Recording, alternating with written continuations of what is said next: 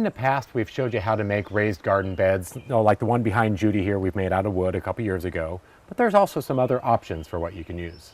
So we found this one from Smart Pots, and it's actually a thick fabric. So we're going to show you how to use that one, but they also make other kind of pots that you can use on your wall or else on your deck or patio. So Ryan, let's get started.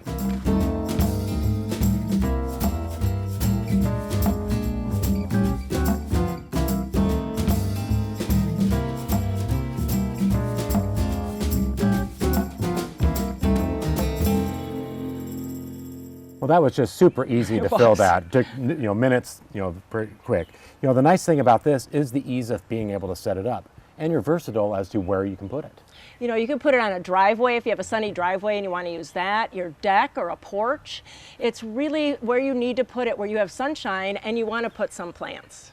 And with the black cloth like this, there's a lot of benefits. So in the early springtime, it attracts that sunlight, and so it'll warm up your soil temperature, so you're able to get things to germinate quicker and to keep those roots warmer. It's also nice because in the summertime, having the cloth allows for it to breathe, so it does cool off in the summertime. So there's definitely some benefits of the cloth.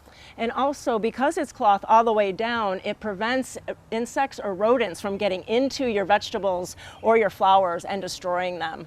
And with this, it's great. It's fabric, so you can cut the sides and make some slits and even put more plants in on the sides of this raised bed.